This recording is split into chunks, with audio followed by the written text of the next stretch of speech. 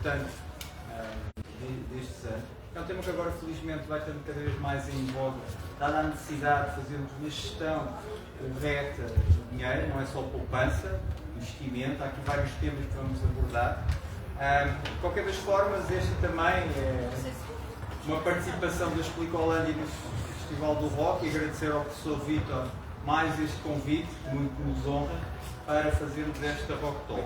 A Explicolândia, não sei se conhecem, é uma marca que tem 10 unidades em regime de franchising no país. Nasceu em 2005, comemora o seu 20º aniversário, é uma marca importante, apoiamos cerca de 450 alunos no país, em modo presencial e online, sempre explicações individuais, é um conceito diferenciado nesse aspecto. Temos um total de 150 colaboradores e uma boa taxa de sucesso com os alunos, que ronda maioritariamente os 85%. Isso é algo que é importante. O nosso lema e a nossa missão foi sempre prestar um apoio educativo personalizado, onde os pais têm um papel interventivo no acompanhamento dos seus filhos. Isto é sempre algo para nós é importante. Os pais como peça central no acompanhamento e na educação dos filhos. Ao longo destes 20 anos fizemos muitos eventos, muitas iniciativas que eu gostaria de partilhar convosco através do vídeo que vos vamos apresentar, que irá passar ali no palco, que peço a vossa atenção dentro do que é possível visualizar. Mas vamos ver. Não sei se conseguem ver alguma coisa. Aqui vê essa música pelo menos é apelativa. Nós temos 10 unidades. Pedras, Póvoa de Santaria, mais aqui na zona de Lisboa, Évora, do qual eu sou responsável pelo direto, Lolé, e abrimos 2 unidades no distrito de Aveiro, em Ilha e São João da Madeira. São 2 novas unidades da marca Explicolândia. Apoiamos também o modelo online em Portugal e estrangeiro. Temos uma app que permite aos pais consultarem todo o processo educativo dos seus filhos, de uma forma muito fácil e acessível. Vários serviços passam pelo escolar do primeiro ciclo, depois em aulas individuais do segundo, primeiro, segundo, terceiro ciclo, ensino secundário, modelo online para preparação de exames, preparação para as provas de unidade. As formas de educação são iniciativas que fazemos regularmente, já com uma vasta experiência sobre temáticas na área da educação, compatibilizar as atividades esportivas com os clubes, em que temos um painel conhecido na área da educação e no qual também a Academia do Rock é o nosso parceiro. Fazemos várias conferências na área do empreendedorismo ou dos métodos de estudo e gestão de expectativas.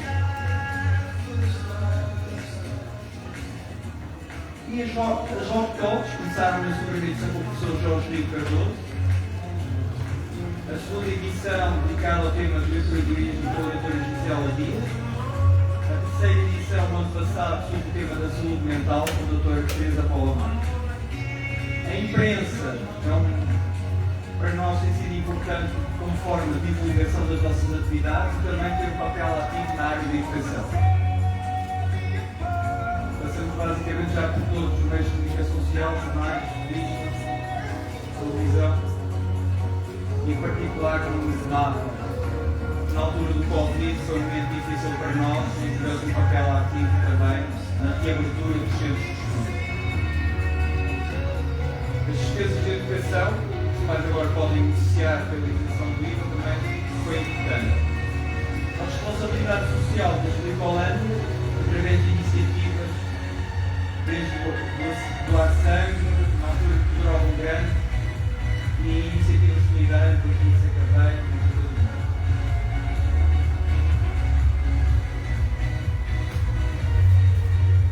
Participámos em vários eventos relevantes ao longo destes 20 anos, na Polaroid e Coimbra, em todos os géneros, patrocínio e concertos, apresentação de audiolivro, carnaval de todos os géneros, um clássico, com o logo da Explicolândia. Os festivais do rock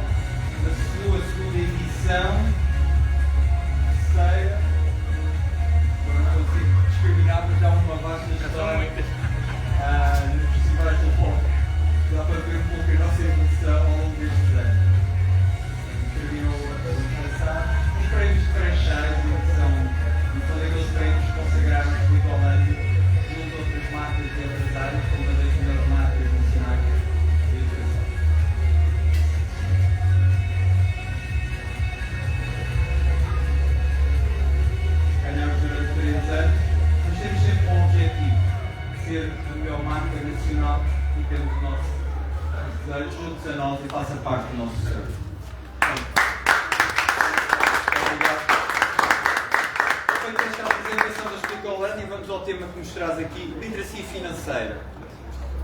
É um tema que existe sempre em algum estigma relativamente à literacia financeira, mas agora é falado de uma forma mais aberta e também importante. É uma competência fundamental para termos uma sociedade mais consciente e educada. Na sua gestão financeira deverá também ser ensinada às crianças desde os anos de escolaridade. Está relacionado na forma como lidamos com as nossas finanças no dia-a-dia e que nos pode proporcionar uma estabilidade financeira no presente e no futuro. Alguns conceitos que são importantes: orçamento, poupança, investimento, crédito e imposto. São várias áreas que se prendem com a literacia financeira. E nesse sentido, para nos ajudar nesta missão, vamos apresentar a doutora Dulce Forte, que é presidente da Associação de Economia Solidária e Sustentável, diretora-geral da Dulce Forte Consulting Group, gestora de empresas, mentor e formador certificado em literacia financeira. Bem-vinda, doutora Dulce Forte.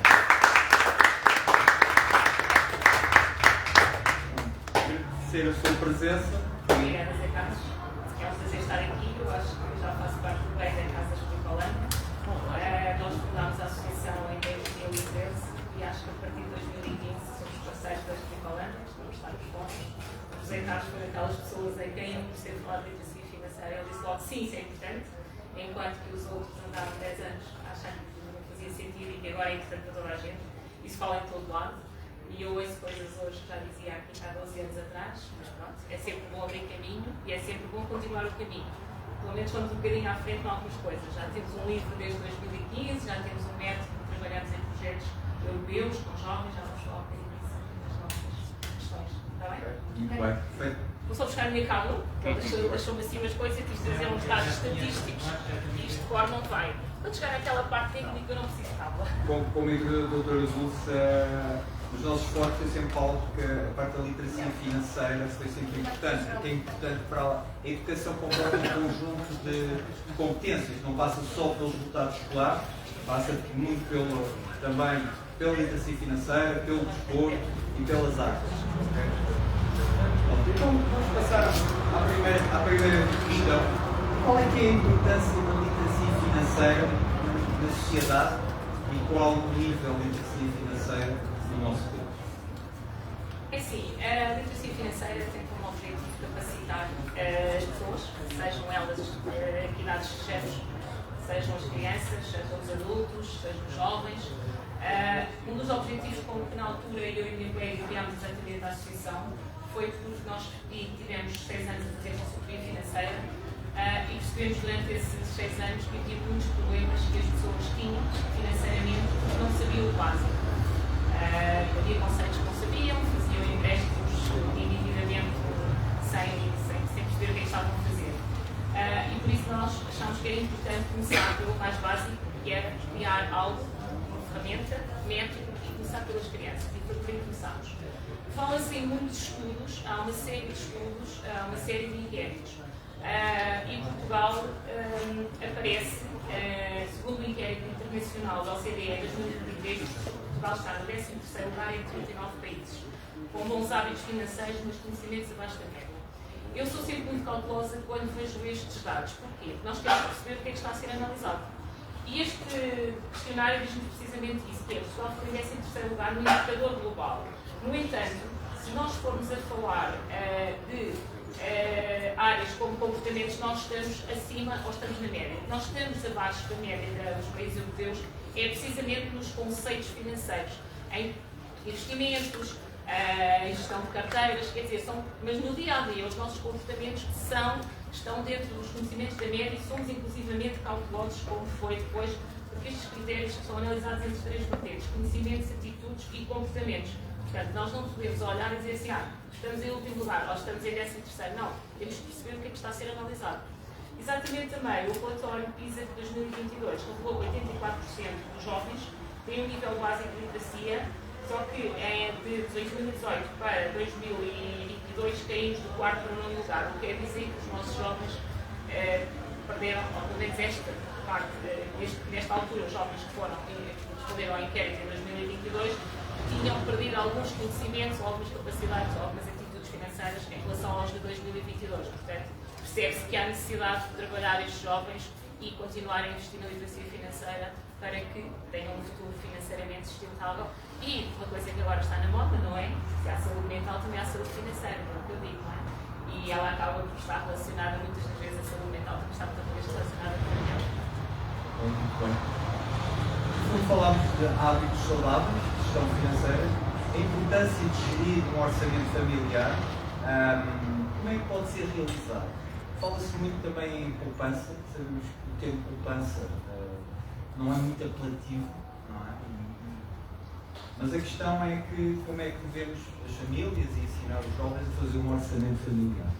Olha, eu ando aqui há 12 anos a falar deste tema e dificilmente alguém que tenha assistido estes 12 anos, seja em ambiente de escola, primeiro, segundo, terceiro ciclo e por aí adiante, e secundário, seja em ambiente empresas, que neste momento desenvolve uma atividade que é o bem-estar e equilíbrio financeiro dos trabalhadores nas empresas, dificilmente alguém me ouve falar em poupar.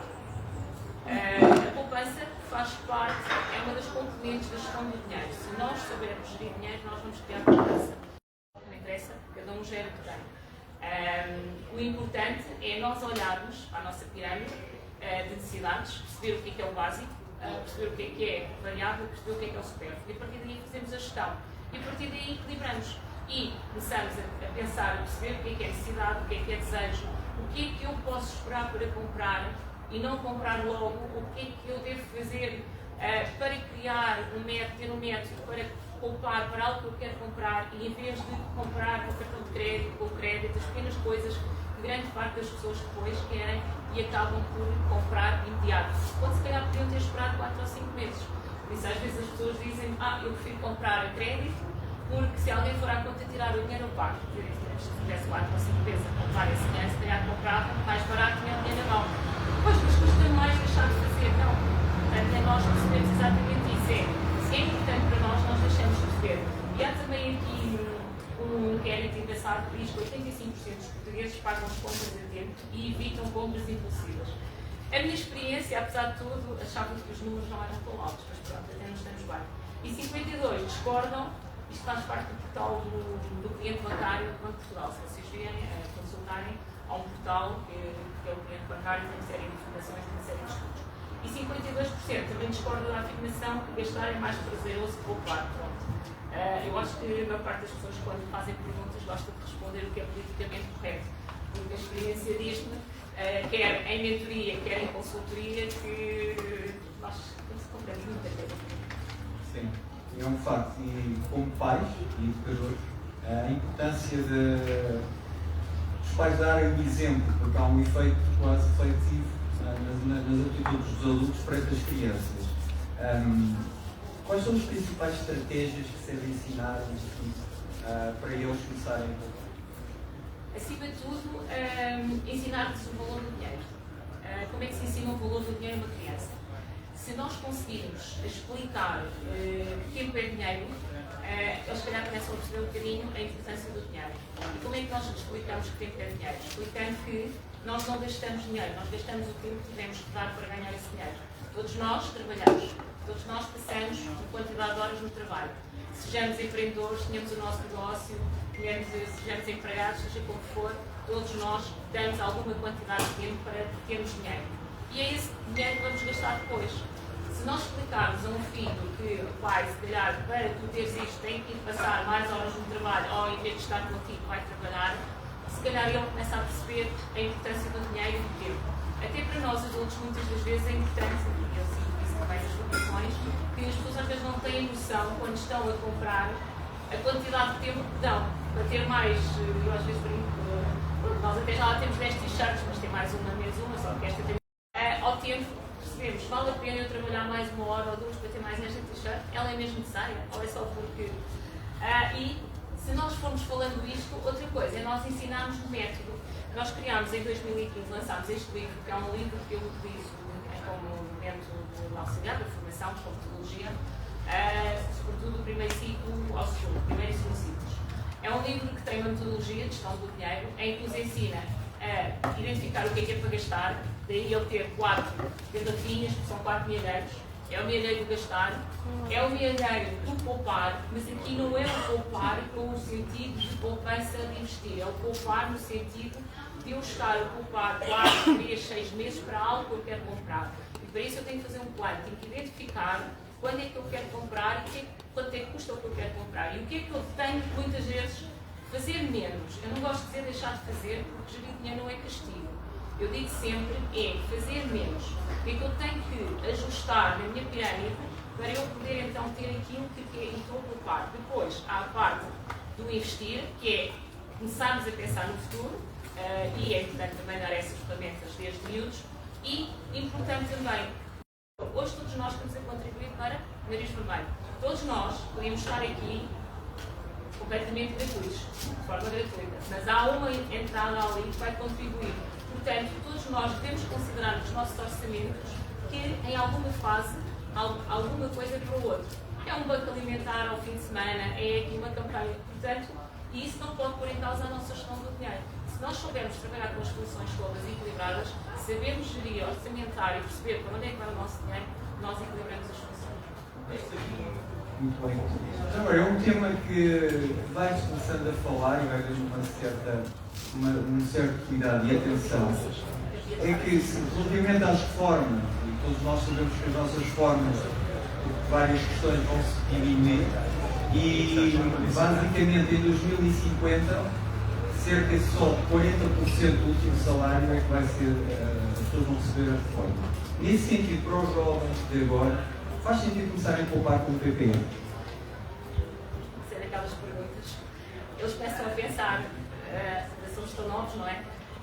Aqui nós devemos, quer como educadores pais, quer como educadores, formadores, mentores, ou outro tipo de educação não formal, que é o caso da nossa normalmente, é dar-lhes a mensagem, criar-lhes a mensagem de que é positivo irem. Nós costumamos usar isso, sobretudo aqui nesta nossa função do investir, que é virar uma grama enche a galinha ao pago, porque mesmo que eles ponham 1 cêntimo todos os dias ou 10 cêntimos por mês, se calhar aos 70 anos, estão lá muitos cêntimos. Acima de tudo é criar-lhes também um método e de forma positiva, não é dar a mensagem ou não entregar a mensagem de forma negativa que não vais ter reforma daqui a 30 anos. Eu começo a trabalhar agora. Hoje em dia as empresas já têm uma metodologia de pacotes salariais, não falam só do salário, falam do pacote salarial. E normalmente uma das componentes do pacote salarial tem a ver exatamente com isso, que é a contribuição da empresa para um PPR. A empresa considera aquele valor como sendo salário e diz, olha, o seu custo anual, que também já não se negocia pacotes salariais ou vencimentos mensais, negocia-se ao ano, é os 14 meses, é as regalias todas e tudo incluído, e uma das regalias está a ser muito exatamente esta. E para os jovens, quando recebem aquela oferta daquele pacote salarial, há ali uns euros. Mas é importante que percebam exatamente isto. É uma forma que eles ficam com menos aquele dinheiro. Se eles o tiverem na carteira, vão usar. Se eles não o tiverem na carteira, vão estar sempre habituados a viver sem eles. E no fundo estão a construir algo que um dia estão lá. Mas também agora há, se os pais quiserem, PPRs que podem fazer com benefícios fiscais e atribuem como beneficiários os filhos aos 18 anos, aos 25, pode ser pelos estudos deles. E até lá tem os benefícios fiscais, também é uma forma dos pais pouparem mais um bocadinho e depois terem algum para os filhos. Sim, o PPR também dá para outras soluções, eventualmente para o período de estudo. Esse é um ponto importante e porque o mundo mudou e praticamente nas nossas compras diárias o dinheiro físico já não existe. O que provoca uma menor percepção do dinheiro, da quantidade que temos para gastar e para investir. A minha pergunta é quais são os desafios que esta alteração de paradigma nos coloca e se esta alteração de paradigma, também para quem usa, tem hábitos de consumo saudáveis. Olha, esta é uma questão que nas sessões, os miúdos hoje em dia temos ali um bocadinho de trabalho para lhes dar a volta a esta questão. Quando nós falamos na questão do dinheiro, os miúdos estão muito habituados a dizer e a ouvir falar e a usar cartões. O Revolut, o MBWay e uma data de coisas dessas. E o cartão pré-pago que o pai arranjou e tudo isso. E nós temos que trabalhar um bocadinho com eles, e é uma das coisas que eu faço, é exatamente dizer que isso muitas das vezes fica ali em alguns mais tipos, isto afinal não há sempre dinheiro, não, afinal não há sempre dinheiro.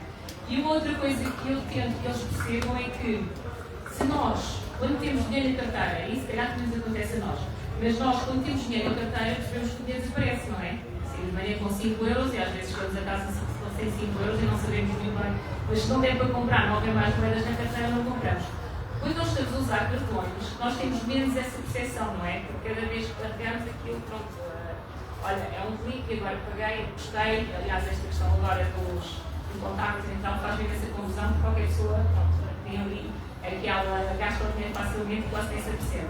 E uma coisa importante que eu também tento transmitir é que todo o dinheiro é importante. Como eu disse há bocado, nós temos que gerir muito ou pouco, e é importante dar valor ao muito ou pouco. Porque, seja ele digital, seja ele físico, se eu não tiver um cêntimo, eu posso deixar de fazer muita coisa. Quanto mais digital é o dinheiro, menos pessoas nós temos à nossa frente. E se nós podemos beber um café se nos faltar um cêntimo, porque a senhora do café conhece-nos, a máquina não nos conhece. Não saímos do estacionamento, não compramos um bilhete de metro, do autocarro, não fazemos nada quando estamos a falar com máquinas. Por isso, todo o dinheiro é importante. E quando se está a trabalhar estes conceitos, é importante dar. Gasta-se, usa-se, não é infinito e todo ele tem um devido valor e em determinadas alturas todo ele que nos pode fazer falta. É importante, tocando no ponto muito virtual, no digital, nós quando navegamos com apelos ao investimento dos mais variados e de retorno garantido. Há muito, ou seja, há um apelo a um dinheiro fácil e ganhar dinheiro rápido e imediato. Ou seja, a minha questão é como lidar e educar particularmente os mais jovens, que estão mais propensos com esta realidade. Essa é uma realidade que este ano me assustou bastante. Eu já há alguns anos que faço programas em escolas, em vários, e este ano não foi exceção, e estive a trabalhar desde fevereiro, segundo semestre, com vários anos letivos, em contexto privado e em contexto público. E uma das coisas que me surgiu, que ainda não tinha surgido, foi a questão, não é destes investimentos, mas acima de tudo dos jogos.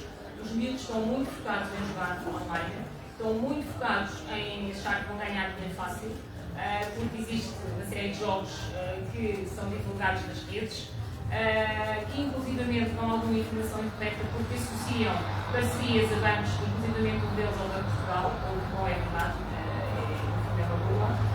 E veio uma notícia, exatamente que a CMVM identificou cerca de 60 opções, 60 ações fraudulentas em redes sociais, já fez inclusivamente a apreensão de rendimentos de contas bancárias, há uma série de gente a divulgar produtos que não são corretos, de forma incorreta, e portanto é preciso termos atenção do que os nossos filhos estão a ouvir e do que os nossos filhos estão preocupados.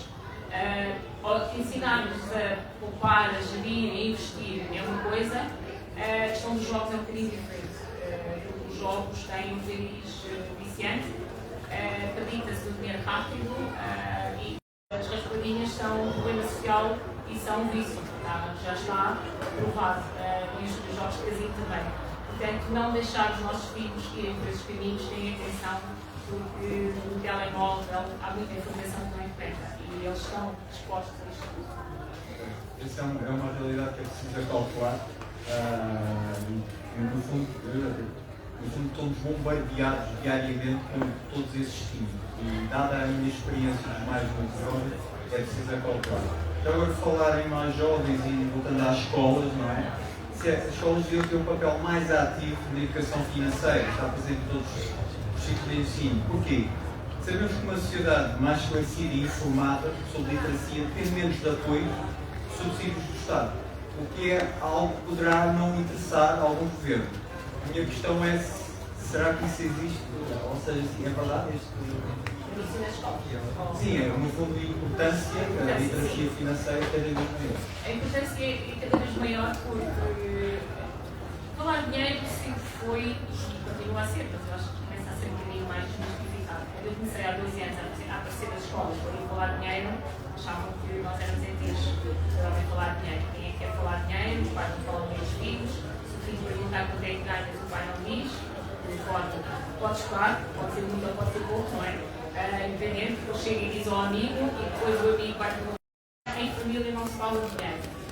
Eu também tenho uma realidade assim, se calhar nós também temos, não é? Os nossos pais também falavam muito connosco. Hoje em dia, eu acho que acima de tudo não é necessário se calhar falar de quanto é que se ganha ou o que é que se ganha. É necessário falar da importância do dinheiro como usar. As escolas têm um papel importante porque as escolas devem transmitir este tema, mas de uma forma real. Como é que eu ia dizer isto sem chocar? Não devem transmitir esta temática de forma negativa. Os professores não devem nem podem estar a dizer ou a falar aos alunos de forma negativa dos impostos, de forma negativa de uma série de coisas. Porquê? Porque nós temos o papel de educar, temos o papel de nos ensinar. E nós temos que educar e ensinar a gerir o que temos. Não temos que opinar se está mal, se está bem os impostos, ou se concordamos ou não concordamos. Nós temos é que lhes dar ferramentas para eles saberem gerir com a realidade que eles vão ter. Essa realidade é um bocadinho acima de nós, é macro, portanto os impostos existem, nós temos que lhes dar o que é que são os impostos, para que servem, como é que se trabalham com eles. Depois é uma coisa que mais à frente, quando se começa a trabalhar, muitos ficam chocados, porque percebem que têm um rendimento e depois não percebem o que é que afinal hoje têm que fazer ensino profissional, 12º, 11º, 12º, e foi chocante, era chocante para eles. Para mim era engraçado ver a cara deles a pensar o que é que vai acontecer, não é? Nós estávamos ali a fazer contas, Segurança Social, IRS, essas coisas todas, explicar no contexto o que é que eles impostos, o que é que servem, mas acima de tudo, ver que estavam completamente fora daquela idade já, são muitos que estão a entrar no mercado de trabalho. Portanto, isto vem todos em caminho, tem sido a ser feito e deve continuar a ser feito. Sim, agora fala-se muito, ultimamente, por causa das votações de IRS, há pontos que são importantes, não é? Trabalhar, e há fatores que eu acho que nós verificamos, por exemplo, relacionados com a nova literacia financeira. O facto de haver muita confusão com as pessoas que querem ser o IRS. O Estado a receber menos do que nós de pensão na fonte. Vamos entrar na reta final, e só a vossa atenção para uma última questões. Nos últimos anos começámos a lidar com a inflação, que era algo que não estávamos habituados e é uma realidade que nós desconhecemos. As taxas de inflação elevadíssimas nos anos 80, nos últimos 20 anos, somente neste século, a taxa de inflação tem sido reduzida. Como é que nós podemos minimizar o impacto da inflação no nosso orçamento familiar? A inflação vai ter impacto nas nossas compras e no nosso rendimento e no nosso orçamento. E nós devemos essencialmente orçamentar, fazer os nossos orçamentos e perceber para onde é que o nosso dinheiro vai. Devemos fazer uma revisão regular desses orçamentos, exatamente para ajustar, porque os preços subirem, vamos ter que ajustar. Se calhar temos que olhar para os produtos e ver quais é que são mais ou menos afetados e fazer as escolhas de acordo com isso, não é? Olhar muito bem quando estamos às compras, eu acho engraçado, nós temos um programa de ensinar a fazer compras que é exatamente olhar para as etiquetas, olhar o preço quilo, o preço litro, o preço unidade, comparar, quais são as promoções, não são as promoções mais baratas. E portanto tudo isto faz parte do isto é literacia financeira, mas todas estas metodologias, se nós começarmos a habituar a elas, também minimizamos o impacto. Vamos às compras com uma lista, percebemos o que é que queremos fazer. Eu, por exemplo, desde a pandemia comecei a fazer compras online. Para mim, gasto muito menos dinheiro com muito menos compras. Não preciso. Porquê? Porque eu tenho a minha lista, já sei o que é que compro, sempre que me se faz 10 ou 15 minutos, passado um bocado, até me entregam as compras em casa. As coisas fazem diferença, tem impacto. Já acompanho famílias e já ajudei. Quando nós começamos a usar estas pequenas técnicas, nós depois sentimos a diferença e começamos a ver algum dinheiro a ficar na carteira que achávamos sempre que não ficava. Muito bem. Vamos fazer a última questão sobre o empreendedorismo. Ou seja, sendo a literacia financeira um pilar fundamental no empreendedorismo de qualquer economia, se é possível formar pessoas empreendedoras ou se essa já é uma competência nada? Para acabar. esta pergunta é uma pergunta engraçada. Aliás, eu tenho que nós, há uma votação que eu dou e a primeira pergunta é: nós somos empreendedores ou nascemos empreendedores? Fazemos empreendedores ou nascemos empreendedores? Eu acho que existe um bocadinho dos dois. Há pessoas que têm um cariz muito empreendedor desde pequenos, há outros que nem por isso. Há também uma coisa que acontece muito, que é: há miúdos muito empreendedores. E isso nota-se logo, querer saltar, brincar, jogar, e depois os pais, está quieto, está quieto, está quieto. E depois, quando chegam aos 8 anos, querem que eles sejam empreendedores. E agora tens que. E o miúdo a todos, aos 16 ou 12 anos, a dizer não façam, e depois agora tem que fazer. Depois há pessoas que tiveram um emprego, muitas das vezes, eu faço apoiar a criação de emprego de pessoas desempregadas, e às vezes chegam ali pessoas que dizem: bolas, isto é a oportunidade que eu precisava. E portanto, havia ali um empreendedorismo escondido, mas havia o mínimo. Depois há outros que, ok, fiquei desempregado, isto não consigo arranjar emprego, disseram que se calhar ali mais abrirem um negócio e isso que eu vou fazer. Pronto, às vezes corre bem, às vezes corre mal. Se calhar o primeiro tinha lá o empreendedorismo guardado e desenvolveu, o outro não tinha, alguns desenvolvem e corre bem, outros tentam desenvolver e não corre. Porque há algumas características que eu acho que são também muito inatas nas pessoas.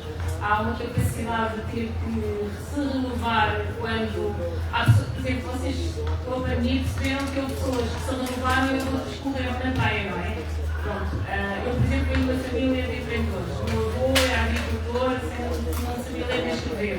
No entanto, tive um negócio, tinha um património e tive a vida toda nele e sabia fazer contas, que era o que importava.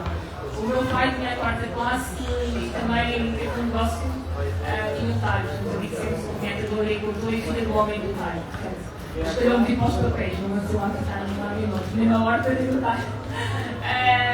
E então sempre em mim, eu sempre vi esta capacidade do meu avô contar que foram cheias, onde o homem troca o passo, ficou com a carroça presa na calçada de carrinhos, e o cacau e o burro, foi retirado ao contrário e ele correu não sei o quê. O meu pai que apanhou as cheias também não sei das quantas e que ficou com que percebeu o que é que fazia a carta que lá estava, onde é que vai, onde é que não vai, teve que começar a ter saltado desde que começou. Quer dizer, eu não fui assaltada, vivi uma pandemia e mantive cá. Portanto, eu acho que há coisas que nós temos de empreendedores, outras podemos desenvolver a capacidade de liderança que alguns não têm, podemos desenvolver a capacidade comercial que temos que vender quando somos empreendedores e o negócio é nosso, e quando somos colaboradores de outros, alguém vende para nós e nós somos técnicos, ou aconteceu isso. Quando fiquei desempregada, eu tinha uma carreira de 15 anos, 15, 16 anos, a trabalhar para outros. Portanto, para mim, toda a gente vendia, estava ali na parte técnica e achava que aquilo era fantástico. Depois, fiquei desempregada e pensei: ok, eu sempre quis ter a minha empresa, vou abrir agora. E achava que ia criar uma equipa para ser comercial, eu continuava a fazer parte técnica, mentira, a dada altura pensei: ó, vais vender. E eu recusei propostas de trabalho porque diziam que eu tinha que ter uma vertente comercial. Eu disse: nem pensar nisso. Eu não falo com ninguém, estou lá, só faço projetos, só faço gestão de projetos. A dada altura prefiro: ou vais vender, ou vais falar com as pessoas, ou fechas a minha empresa já. E não tinha passado 6 meses. E portanto eu tive que dar a volta, tive que desenvolver. Eu sempre gostei muito de falar, mas não gostava de falar em público. Depois falo imenso em público, já estava com o episódio que fui convidada para o Brasil falar no ano passado, portanto acho que desenvolvi bem a capacidade de falar em público. Uma coisa é falar em público, outra é falar em privado. Liderar, comunicar, ter um tipo comercial, acho que são características que se desenvolvem. Nós podemos trabalhar nelas.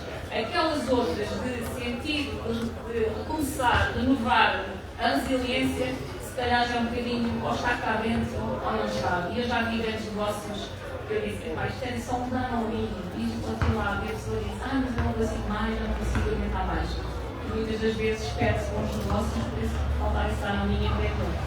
No fundo é a capacidade de resiliência. O empreendedorismo, gostaria de terminar sem falar um bocadinho nesse tema, que é um tema que é transversal, quer a mim, ao Dr. Dulce, ao professor Vítor, que é um tema que passamos por várias fases ao longo destes anos, nomeadamente a pandemia, que foi um momento muito difícil, e que a capacidade de resiliência e superação é determinante.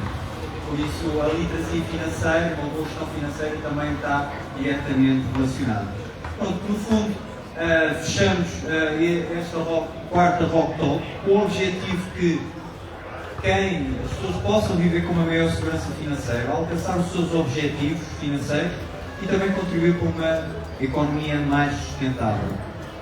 Esperamos, no fundo, que esta Rock Talk sobre literacia tenha contribuído para todos terem uma correta gestão financeira. Falámos de uma forma superficial em vários temas que daria um fórum, mas fica aqui um desafio para outras conferências que possamos fazer sobre essa temática e que certamente iremos trabalhar nela.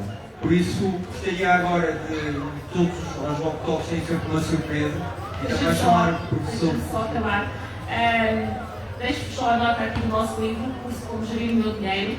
Podem encontrá-lo online, na FNAC, na UOC, na Bentanha, se compra online. É um livro que nos ensina as 4 funções do dinheiro, e é aqui uma Maria empreendedora, porque ela vai aprender a fazer 4 dinheiros e então dividir o dinheiro nas 4 funções, porque ter um dinheiro é termos o dinheiro misturado. Todos nós devíamos ter o dinheiro separado e os adultos a mesma coisa. Portanto, se tiverem interesse e se tiverem aqui alguém na... E por causa de todo este trabalho que a doutora Dulce fez ao longo dos anos, gostaríamos de entregar ao professor Vítor a nossa surpresa, que é um clássico, que é o Prémio Mérito e Excelência 2025, uma parceria entre a Escrivalândia e a Academia do Rock.